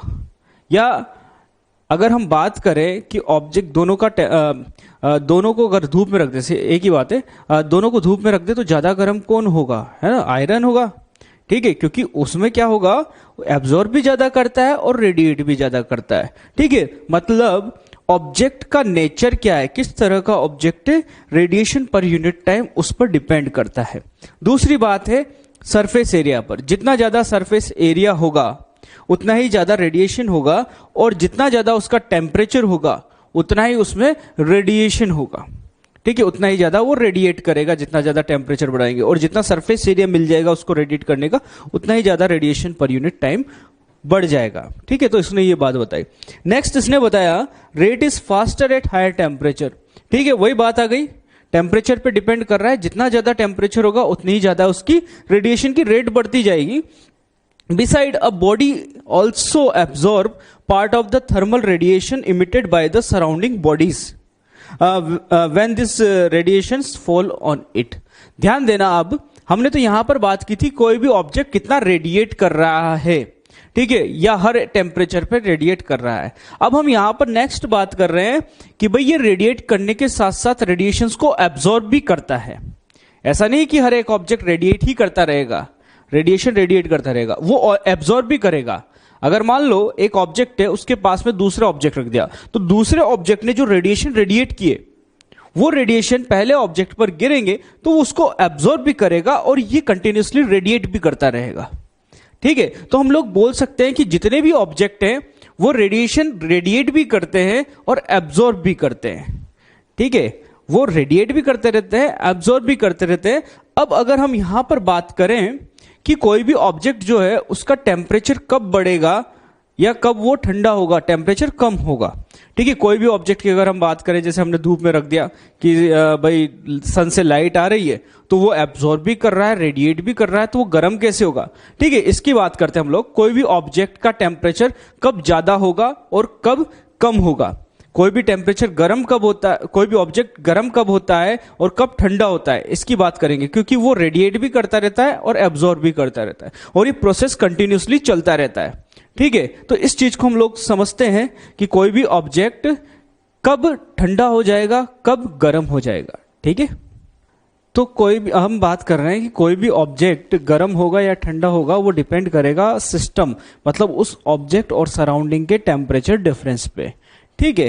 तो हम लोग बोल सकते हैं relation between temperature difference of body and with its surrounding decide whether the body experience cooling effect और हीटिंग इफेक्ट। जैसे अगर मान लो कोई भी ऑब्जेक्ट है मेरे पास में, कोई भी मेटेलिक ऑब्जेक्ट है जो रूम टेम्परेचर पे है, ठीक है। अगर मान लो मैं उसको आइस के अंदर रख दूं, ठीक है, तो बताओ उसका कूलिंग होगी या हीटिंग होगी? कूलिंग होगी ना। और अगर मान लो उसी मेटेलिक ऑब्जेक्ट को मैं 100 स्टीम के अंदर रख दूं तो क्या होगा? हीटिंग होगी, ठीक। तो देखो ऑब्जेक्ट वही है, रूम टेम्परेचर पे रखा हुआ है, लेकिन डिपेंड कर रहा है हम उसको सराउंडिंग कैसा दे रहे हैं। अगर हम उसको आइस के अंदर रख रहे हैं तो उसकी कूलिंग हो जाएगी, अगर हम उसको स्टीम के अंदर रख रहे हैं तो उसका टेम्परेचर राइज हो जाएगा, हीटिंग हो जाएगी। तो ये कोई भी ऑब्जेक्ट की कूलिंग होगी या हीटिंग होगी डिपेंड करता है ऑब्जेक्ट पर और उसके सराउंडिंग के टेम्परेचर डिफरेंस पे, ठीक है। क्लियर है? अब अगर मान लो ऑब्जेक्ट और सराउंडिंग का टेम्परेचर डिफरेंस 0 हो जाए तो ऑब्जेक्ट का जो टेम्परेचर है वो कांस्टेंट हो जाएगा। जैसे कोई ऑब्जेक्ट रूम टेम्परेचर पे रखा हुआ है तो कितने भी टाइम पे रखा रहे उसका टेम्परेचर हमेशा रूम टेम्परेचर ही रहेगा, तो उसकी ना तो हीटिंग होगी ना ही कूलिंग होगी। तो हम लोग यहां समझ सकते हैं कि कोई भी ऑब्जेक्ट की हीटिंग या कूलिंग उसके और उसके सराउंडिंग के टेम्परेचर डिफरेंस पे डिपेंड करता है। अब अगर मान लो when a body is placed in a hot surrounding, जैसे अगर मान लो उस ऑब्जेक्ट को मैंने स्टीम के अंदर रख दिया तो हमें पता है कि उस ऑब्जेक्ट का टेम्परेचर बढ़ जाएगा। तो उसका टेम्परेचर बढ़ा क्यों, इस बात को हम लोग समझते हैं। जैसे अगर मान लो ये हमारे पास में एक स्फीयर है, मेटेलिक बॉडी है, इसको हमने स्टीम के अंदर रख दिया तो स्टीम का टेम्परेचर जो है इस ऑब्जेक्ट के टेम्परेचर से ज्यादा है, ठीक है। तो अगर ज्यादा है तो ये जो इसका सराउंडिंग है ज्यादा रेडिएशन रेडिएट करेगा या नहीं करेगा? तो रेडिएशन ज्यादा रेडिएट कर रहा है तो ये ऑब्जेक्ट रेडिएशन एब्जॉर्ब भी ज्यादा करेगा, ठीक है। और इस ऑब्जेक्ट का टेम्परेचर कम है तो ये जो ऑब्जेक्ट रेडिएट करेगा वो रेडिएशन पर यूनिट टाइम कम होगा, क्योंकि हमें पता है कि रेडिएशन पर यूनिट टाइम वो डिपेंड करता है टेम्परेचर पे। देखो ऑब्जेक्ट का सरफेस एरिया वही है, तो ये अगर मान लो ए सरफेस एरिया का ऑब्जेक्ट रेडिएशन और एब्जॉर्प्शन वो डिपेंड कर रहा है टेम्परेचर पे, ठीक है। सराउंडिंग से जो आ रहा है रेडिएशन वो ए एरिया पर ही गिर रहा है, एब्जॉर्ब तो ए एरिया को करना है, ठीक है। तो एब्जॉर्प्शन यहां पर ज्यादा है और रेडिएट भी कितने को एरिया को करना है? ए एरिया को ही करना है, ठीक है। और इसका रेडिएशन कम है, ठीक है। तो एब्जॉर्प्शन ज्यादा है और रेडिएशन कम है तो इसका टेम्परेचर क्या हो जाएगा? बढ़ जाएगा, एनर्जी बढ़ जाएगी इसकी। तो हम बोल सकते हैं अगर रेडिएशन रेडिएट्स कम कर रहा है और एब्जॉर्ब ज्यादा कर रहा है तो उस ऑब्जेक्ट का टेम्परेचर बढ़ जाएगा, ठीक है। मतलब उसका हीटिंग हो जाएगी, ठीक है। अगर हमने हॉट सराउंडिंग में रख दिया तो आया समझ में? अगर हम यहां पर बात कर रहे हैं किसी भी ऑब्जेक्ट को कूलर सराउंडिंग में रखा, जैसे अगर मान लो इसी ऑब्जेक्ट को उठाकर मैंने आइस के अंदर रख दिया, ठीक है। अब हमें पता है कि आइस का टेम्परेचर जो होता है वो रूम टेम्परेचर से भी कम होता है, तो आइस के अंदर इस ऑब्जेक्ट का एब्जॉर्प्शन कम हो जाएगा और इसका टेम्परेचर आइस से ज्यादा है तो इसका रेडिएशन ज्यादा हो जाएगा। तो हम लोग बोल सकते हैं अगर रेडिएशन ज्यादा हो जाए और एब्जॉर्प्शन कम हो जाए तो टेम्परेचर क्या हो जाएगा? घट जाएगा, क्योंकि उसने डोनेट ज्यादा कर दिया है और लिया कम है, तो उसकी एनर्जी क्या हो जाएगी? कम हो जाएगी, है ना। अगर मान लो ऑब्जेक्ट और सराउंडिंग का टेम्परेचर डिफरेंस 0 हो जाए, जैसे ऑब्जेक्ट सराउंडिंग में रखा हुआ है, रूम टेम्परेचर पे रखा हुआ है, तो सराउंडिंग का टेम्परेचर भी और ऑब्जेक्ट का टेम्परेचर भी, दोनों का टेम्परेचर इक्वल है। अगर दोनों का टेम्परेचर इक्वल है मतलब दोनों इक्विलिब्रियम में आ गए। इक्विलिब्रियम में मतलब जितना रेडिएट कर रहा है उतना एब्जॉर्ब कर रहा है, मतलब उस ऑब्जेक्ट को कोई फर्क नहीं पड़ रहा है, तो उसका टेम्परेचर क्या रहेगा? कांस्टेंट रहेगा, ठीक है। तो इस तरीके से हम लोग समझ सकते हैं कि कोई भी ऑब्जेक्ट गर्म होगा, ठंडा होगा या सेम टेम्परेचर पे रहेगा। ये सारा डिपेंड करता है रेडिएशंस पे। तो बच्चों हम लोग समझते हैं कुछ बेसिक फंडामेंटल डेफिनेशंस के बारे में, आगे कैलकुलेशन पर्पस से हम लोगों को ये काम आने वाला है, ठीक है। अब देखो अभी तक तो हमने रेडिएशन एब्जॉर्ब करने की बात की थी, इमिट करने की बात की थी, ठीक है। आगे हम लोग देखते हैं अगर मान लो कोई भी सरफेस है हमारे पास में, कोई भी ऑब्जेक्ट है और उसकी सरफेस पर कुछ रेडिएशन इंसिडेंट हो रहे हैं तो उनके साथ में क्या होगा, ठीक है, उसकी बात करते हैं हम लोग। तो अगर मान लो Q radiations per unit time इसमें इंसिडेंट हो रहे हैं तो ये क्या कर सकता है? किसी भी ऑब्जेक्ट के पास में रेडिएशन आए तो वो क्या कर सकता है? या तो उनको एब्जॉर्ब कर ले, या उनको रिफ्लेक्ट कर दे, या उनको ट्रांसमिट कर दे। जैसे अगर हम लाइट की भी बात करते हैं तो लाइट में भी क्या होता है? रिफ्लेक्शन, रिफ्रैक्शन और एब्जॉर्प्शन पढ़ते हैं ना हम लोग, ठीक है, कोई भी रेडिएशन आते हैं, कोई भी लाइट आती है, जैसे ग्लास होता है, ग्लास उनको रिफ्लेक्ट कर देता है, वाटर जो इनको रिफ्रेक्ट कर देता है, ठीक है, और कोई मीडियम में जो लाइट को एब्जॉर्ब कर लेता है, ठीक है। तो उसी तरीके से कोई भी सरफेस है उसके ऊपर रेडिएशंस आ रहे हैं, ठीक है, तो वो क्या कर सकता है, उसको रिफ्लेक्ट कर सकता है, ट्रांसमिट कर सकता है और एब्जॉर्ब कर सकता है। तो हमने बात की है यहाँ पर जो टोटल रेडिएशन है वो किस किस को मिले, कुछ रिफ्लेक्शन में, कुछ ट्रांसमिशन में, कुछ एब्जॉर्प्शन में हो गया, है ना। तो total radiation is equal to Q R plus Q T plus Q A. तो अगर हम इसको इधर लेके चले जाएं तो ये 1 is equal to Q R upon Q plus Q T upon Q और plus Q A upon Q हो गया। तो ध्यान देना, हम यहां पर क्यू आर अपॉन क्यू जो रिफ्लेक्टेड रेडिएशन है डिवाइडेड बाय टोटल रेडिएशन का जो रेशियो होता है उसको हम बोलते हैं रिफ्लेक्टिंग पावर, ठीक है। जो टोटल रेडिएशन रिफ्लेक्ट किए डिवाइडेड बाय जितना इसने एब्जॉर्ब किया, तो वो जो रेशियो आता है इन दोनों का वो होता है रिफ्लेक्टिंग पावर, उसको हम स्मॉल आर से डिनोट करते हैं, ठीक है। इसके बाद में जितने रेडिएशन इसने एब्जॉर्ब किए डिवाइडेड बाय टोटल रेडिएशन उसको हम बोलते हैं रिफ्लेक्टिव पावर, एब्जॉर्प्टिव पावर, ठीक है, ए से डिनोट करते हैं, स्मॉल ए से। और ट्रांसमिशन पावर क्या होता है हमारे पास में, जितना ट्रांसमिट किया डिवाइडेड बाय टोटल रेडिएशन जो उसके पास में है, तो उसको स्मॉल टी से डिनोट करते हैं। तो लिख सकते हैं हम लोग 1, टोटल रेडिएशन अगर 1 है तो आर प्लस टी प्लस ए, इन तीनों का जितना रेशियो एब्जॉर्प्शन में गया, जितना रेशियो ट्रांसमिशन में गया, जितना रेशियो रिफ्लेक्शन में गया, दोनों सबका सम जो होगा वो 1 के इक्वल आया। 1 इसके पास में आया और कितना कितना इसने रेडिएट कर दिया, ट्रांसमिट कर दिया और एब्जॉर्ब कर दिया, ठीक है। ये याद रखना है हम लोगों को। अब देखो इसमें कुछ जनरल सी बातें समझते हैं। अगर मान लो कोई ऑब्जेक्ट ऐसा है, ठीक है, कोई ऑब्जेक्ट ऐसा है जिसने न तो रिफ्लेक्ट किया है न ही ट्रांसमिट किया, मतलब जितने रेडिएशंस आ रहे हैं ऑब्जेक्ट के पास में, जितने रेडिएशंस आ रहे हैं सबके सबको एब्जॉर्ब कर लिया, ठीक है। जो भी रेडिएशन उस पर गिरा ना तो ट्रांसमिट कर रहा, न उधर भेज रहा दूसरी तरफ, और नहीं उसको रिफ्लेक्ट कर रहा, ठीक है। सारा का सारा वो खुद एब्जॉर्ब किए जा रहा है, एब्जॉर्ब किए जा रहा है, मतलब 100% एब्जॉर्प्शन हो रहा है। तो उसकी एब्जॉर्प्टिव पावर जो हो जाएगी वो 1 हो जाएगी, ठीक है। रेशियो जो हो जाएगा वो 1 हो जाएगा। क्लियर है। तो हम लोग यहां पर बोल सकते हैं रिफ्लेक्शन 0, ट्रांसमिशन 0, तो ए इज इक्वल टू 1। तो ऐसे ऑब्जेक्ट को हम लोग बोलते हैं परफेक्ट ब्लैक बॉडी। मतलब परफेक्ट ब्लैक बॉडी क्या होती है, वो ऑब्जेक्ट जिस पर आने वाले सारे रेडिएशंस को वो ऑब्जेक्ट एब्जॉर्ब कर ले, तो उसी ऑब्जेक्ट को हम परफेक्ट ब्लैक बॉडी बोल देते हैं। ऐसा नहीं है ब्लैक बॉडी काली होती है, ब्लैक ऑब्जेक्ट जो होता है उसको हम ब्लैक बॉडी बोलते हैं, ऐसा बिल्कुल भी नहीं है। कोई भी ऑब्जेक्ट जिस पर आने वाले सारे रेडिएशंस को वो ऑब्जेक्ट एब्जॉर्ब कर रहा हो, न ट्रांसमिट कर रहा हो न रिफ्लेक्ट कर रहा हो, तो उसे हम लोग बोलते हैं परफेक्ट ब्लैक बॉडी, ठीक है। उसके लिए a इज इक्वल टू 1 हो जाएगा, t is equal to 0, r is equal to 0। दूसरी बात है हमारे पास में परफेक्ट रिफ्लेक्टर। अगर कोई भी ऑब्जेक्ट पर रेडिएशन आ रहे हैं और उन रेडिएशंस को वो एब्जॉर्ब भी नहीं कर रहा, ट्रांसमिट भी नहीं कर रहा, सारे के सारे को रिफ्लेक्ट कर दिया उसने, रिफ्लेक्ट कर दिया, तो यहां पर t इज इक्वल टू 0 हो जाएगा, a इज इक्वल टू 0 हो जाएगा, तो r इज इक्वल टू क्या हो जाएगा हमारे पास में 1। तो परफेक्ट रिफ्लेक्टर वो होते हैं जो सारे के सारे रेडिएशंस को रिफ्लेक्ट कर दें, ठीक है। नेक्स्ट हमारे पास में परफेक्ट ट्रांसमीटर। क्या होगा, न तो एब्जॉर्ब कर रहे हैं नहीं रिफ्लेक्ट कर रहे हैं, जितने भी रेडिएशन है सबको ट्रांसमिट कर दिया। अब ट्रांसमिट कर दिया तो ऐसे ऑब्जेक्ट के लिए t इज इक्वल टू 1 हो जाता है, ठीक है। तो यहां पर अलग अलग तरह के ऑब्जेक्ट हो सकते हैं, उनके लिए r, t और a की वैल्यू अलग अलग हो सकती है। ऐसा भी हो सकता है कि मान लो ये दोनों कुछ पार्ट ट्रांसमिट कर रहा है, कुछ रिफ्लेक्ट कर रहा है, कुछ एब्जॉर्ब कर रहा है, ऐसा भी हो सकता है। या फिर ऐसा भी हो सकता है कि कुछ रिफ्लेक्ट कर रहा है, कुछ एब्जॉर्ब कर रहा है, ट्रांसमिट बिल्कुल भी ना करे, मतलब सारी पॉसिबिलिटी हो सकती है, ठीक है।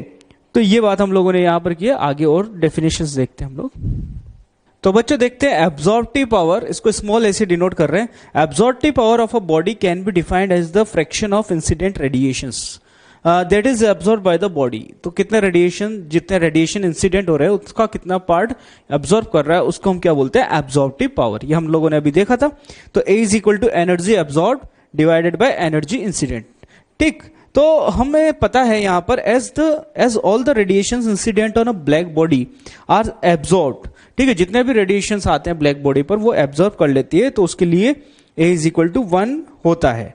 ठीक है, तो ब्लैक बॉडी की अगर बात करें हम लोग सिंपली, तो ब्लैक बॉडी वो ऑब्जेक्ट हो जाएगा हमारे पास में जिस पर जितने भी रेडिएशंस आ रहे हैं वो सारे के सारे वो एब्जॉर्ब कर ले। ठीक है, तो आगे हम बात कर सकते हैं perfectly black body and black body radiation की। तो बच्चों देखते हैं हम लोग यहाँ पर कोई भी ऑब्जेक्ट, कोई भी परफेक्टली ब्लैक बॉडी क्या होता है।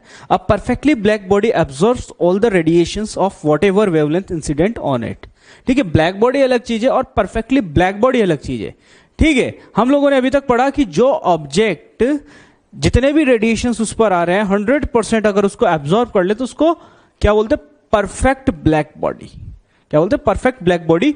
और ध्यान देना रेडिएशन की वेवलेंथ कुछ भी हो, जितने भी रेडिएशन उस ऑब्जेक्ट के ऊपर आ रहे हैं वो सबको एब्जॉर्ब कर रहा है, कोई भी रिफ्लेक्ट नहीं कर रहा है। मतलब हमें कोई भी कलर उसका नहीं दिखाई देता, ब्लैक कलर हमें उसका दिखाई देता है। ठीक है, तो अगर हम देखें कि नेचर के अंदर हम लोगों को नेचुरल ब्लैक बॉडीज कौन कौन सी है, परफेक्टली ब्लैक बॉडीज कौन कौन सी है, तो हम लोग यहां पर देख सकते हैं कि नेचुरली कोई भी ऑब्जेक्ट परफेक्ट ब्लैक बॉडी नहीं हो सकता है। मतलब परफेक्ट ब्लैक बॉडी पॉसिबल ही नहीं है। अगर इसको हमने 99% तक अचीव किया है तो वो है लैम्प ब्लैक और प्लेटिनम ब्लैक जो है वो 99% तक इंसिडेंट रेडिएशंस को एब्जॉर्ब कर सकते हैं। ठीक है, लेकिन फिर भी ये परफेक्ट ब्लैक बॉडी नहीं है, उसके आसपास तो हम लोग बता सकते हैं। ठीक है, तो no natural object is a perfect black body. ठीक, अब देखो एक साइंटिस्ट था फेरी, उसने ब्लैक बॉडी को एक मतलब एक ऐसा सिस्टम बनाया जो एक परफेक्ट ब्लैक बॉडी की तरह बिहेव करता है। तो हम उसको जनरली जो यूज होती है फेरीज ब्लैक बॉडी। ठीक है, फेरिस ब्लैक बॉडी क्या है, इसने एक ऐसा सिस्टम बनाया जो एकदम परफेक्टली ब्लैक बॉडी की वाली प्रॉपर्टीज को अचीव कर सकता है।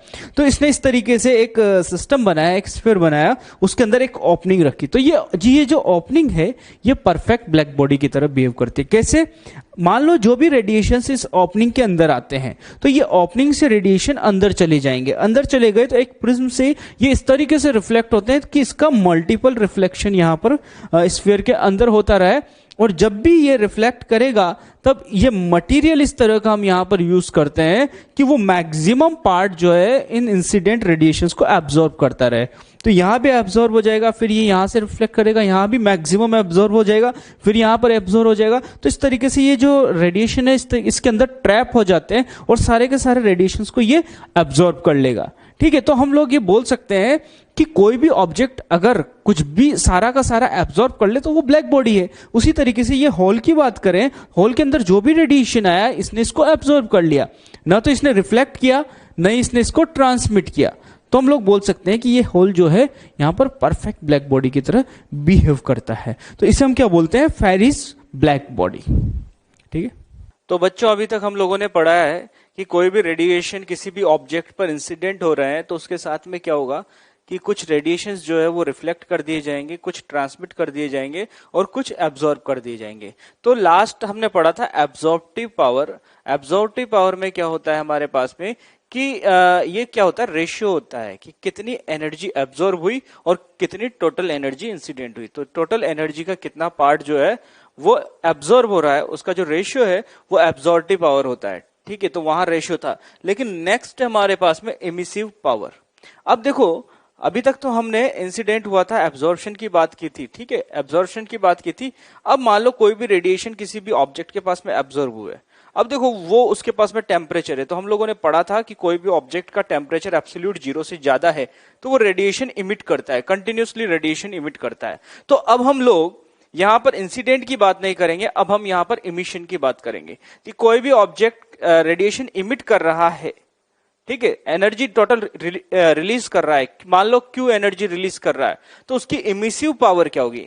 इमिशन की बात करते हैं तो इमिसिव पावर क्या होती है, पर यूनिट एरिया और पर यूनिट टाइम में जितनी एनर्जी इमिट करता है कोई भी ऑब्जेक्ट है उसके पर यूनिट एरिया से यूनिट टाइम में जितनी एनर्जी रेडिएट हो रही है परपेंडिकुलर टू द सरफेस, तो उसको हम क्या बोलते हैं, इमिसिव पावर। जैसे अगर मान लो कोई भी बहुत बड़ा ऑब्जेक्ट की बात कर ले, बहुत बड़ा ऑब्जेक्ट है तो ये हर जगह से एनर्जी रेडिएट कर रहा होगा। ठीक है, तो इसके यूनिट एरिया से यूनिट टाइम में जो एनर्जी परपेंडिकुलर रेडिएट हो रही है उसको हम लोग बोल रहे हैं इमिसिव पावर। तो E इज इक्वल टू हम लोग लिख सकते हैं Q upon delta A into delta T। ठीक है, ये तो टोटल एनर्जी रेडिएटेड हो गया हमारे पास में, ठीक है, सॉरी टोटल एनर्जी हाँ रेडिएटेड, और upon delta A into unit area unit time, ठीक है। तो ये बात हो गई हमारे पास में। अब हम लोग ये बोल सकते हैं कि ये कोई दो एनर्जी का रेशियो नहीं है। जैसे हम लोग वहां पर तो एब्जॉर्बिव पावर की बात कर रहे थे कि टोटल एनर्जी आ रही है और कितनी एनर्जी एब्जॉर्ब कर रहा है, उसका रेशियो मतलब वो डायमेंशन लेस हो गया। तो ये जो क्वांटिटी है ये डायमेंशन लेस नहीं होगी, ठीक है, ये क्वांटिटी यहां पर डायमेंशन लेस नहीं है। इसलिए एक तरह से इंटेंसिटी की तरह हो गया कि कितनी इंटेंसिटी कोई भी ऑब्जेक्ट से जा रही है, ठीक है। तो बच्चों नेक्स्ट देखते हैं हम लोग स्पेक्ट्रल इमिसिव पावर, ई लैम्डा से इसको डिनोट करते हैं, स्पेक्ट्रल इमिसिव पावर। अब ये क्या होता है भाई स्पेक्ट्रल इमिसिव पावर, ठीक है। अगर कोई भी हमारे पास में ऑब्जेक्ट है और वो रेडिएशन इमिट कर रहा है, तो हम लोग बोल सकते हैं कि कोई भी ऑब्जेक्ट से अलग अलग वेवलेंथ के रेडिएशंस इमिट होते हैं। अभी हम लोग देखने वाले हैं वेन्स डिस्प्लेसमेंट कर्व, उसमें अच्छे से समझेंगे। तो कोई भी ऑब्जेक्ट है उस पर अलग अलग वेवलेंथ पर रेडिएशंस इमिट होते हैं। तो अगर मान लो किसी ऑब्जेक्ट की किसी भी सरफेस से, किसी भी पार्ट से, सरफेस के किसी भी पार्ट से वेवलेंथ लैम्बडा का रेडिएशन इमिट हो रहा है, तो पर यूनिट वेवलेंथ रेंज, हमें पता है कि हर एक सरफेस पे मान लो ये जो ऑब्जेक्ट है यहां से रेडिएशन निकल रहे हैं, तो हर एक पार्ट से अलग अलग तरह की एनर्जी निकलेगी। ऐसा नहीं कि पूरे के पूरे ऑब्जेक्ट से बिल्कुल सेम एनर्जी रेडिएट होती है, कहीं पे से ज्यादा एनर्जी निकल रही होगी, कहीं से कम एनर्जी निकल रही होगी। तो हम लोग ये बोल सकते हैं कि यहां से रेडिएशन ज्यादा है, यहां से कम है, या फिर सरफेस पे जैसे जैसे हम लोग चलते हैं वैसे वैसे रेडिएशन चेंज हो जाएंगे, ठीक है। तो यहां पर अगर हम किसी पर्टिकुलर वेवलेंथ लैम्बडा का रेडिएशन यहां से निकल रहा है और यहां पर लैम्बडा प्लस डी लैम्बडा का रेडिएशन निकल रहा है, तो पर यूनिट वेवलेंथ रेंज में, पर यूनिट वेवलेंथ रेंज में कितनी एनर्जी का चेंज हुआ, E प्लस डीई, ठीक है, E प्लस डी। यहां पर अगर मान लो एनर्जी E है, ठीक है, यहां पर E है, तो यहां पर एनर्जी बढ़ जाएगी E प्लस डी। तो पर यूनिट वेवलेंथ रेंज में कितनी एनर्जी का चेंज हो रहा है, डी। तो हम लोग बोल सकते हैं कि इमिसिव पावर मतलब energy per unit area into पर यूनिट टाइम, ठीक है। Emissive power per unit wavelength range, ठीक है, अलग अलग वेवलेंथ की रेडिएशंस निकल रहे हैं, तो पर यूनिट वेवलेंथ रेंज में जो इमिसिव पावर आ रही है हमारे पास में एट वेवलेंथ लैम्बडा, यहां पर कोई पर्टिकुलर वेवलेंथ लैम्बडा का रेडिएशन निकल रहा हो, is known as spectral emissive power. इसको हम लोग समझने वाले हैं वेन्स डिस्प्लेसमेंट कर्व में। तो हम लोग ये समझ सकते हैं कि पर यूनिट वेवलेंथ रेंज में जो एनर्जी, जो इमिसिव पावर रेडिएट हो रही है उसको हम लोग बोलते हैं स्पेक्ट्रल इमिसिव पावर। तो emissive power per unit wavelength range, तो E lambda is equal to D upon D lambda.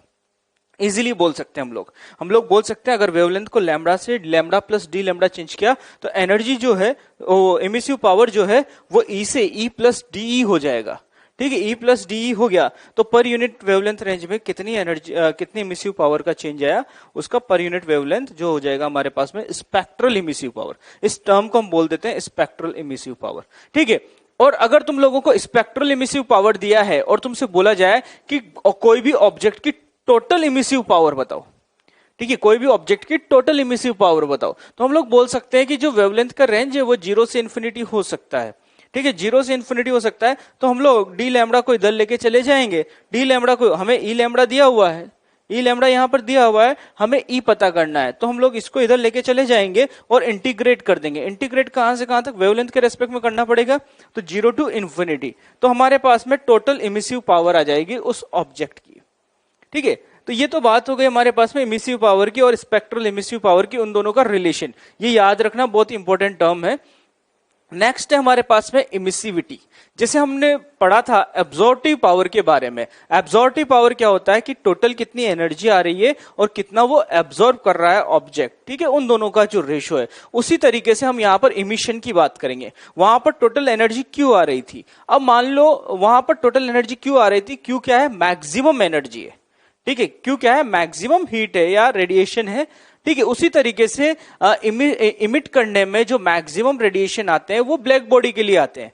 Black body का जो रेडिएशन होता है वो सबसे मैक्सिमम होता है, वो सबसे ज्यादा इमिट करता है, ठीक है। वहां पर जो एब्जॉर्ब हो रहा था वो टोटल एनर्जी का कुछ पार्ट था। उसी तरीके से यहां पर कोई भी जो ऑब्जेक्ट इमिट करेगा सेम टेम्परेचर पे ब्लैक बॉडी सबसे ज्यादा इमिट करती है। इमिशन सबसे ज्यादा किसका होता है? ब्लैक बॉडी का होता है। तो हम लोग मान लें कि कोई भी ब्लैक बॉडी हमारे पास में टी टेम्परेचर पे अगर उसका रेडिएशन क्यू है, ठीक है, तो कोई दूसरी नॉर्मल बॉडी जो होगी उसका सेम टेम्परेचर पर रेडिएशन ब्लैक बॉडी से कम होगा, ठीक है। तो मैक्सिमम रेडिएशन हम बोल रहे हैं, मैक्सिमम इमिशन हम बोल रहे हैं वो ब्लैक बॉडी का बोल रहे हैं। तो कंपैरिजन किससे करेंगे हम लोग? ब्लैक बॉडी से करेंगे। तो इमिसिविटी क्या हो जाएगा हमारे पास में? E is equal to emissive power of a body at temperature T divided by emissive power of a black body at same temperature, ठीक है। मतलब यहां पर हमने क्या किया है? इमिसिव, कोई भी ऑब्जेक्ट की इमिसिव पावर टी टेम्परेचर पे डिवाइडेड बाय, इसको कंपेयर किया है emissive power of a black body at same temperature. ये याद रखना। तो इमिसिव पावर आ गया E अपॉन E नॉट, ठीक है। ये भी एक डायमेंशनलेस क्वांटिटी है, इसकी कोई यूनिट नहीं होती, कोई डायमेंशन नहीं होती है, ठीक है। ये भी दो एनर्जी का रेशियो है, इमिसिव पावर का रेशियो है, ठीक है।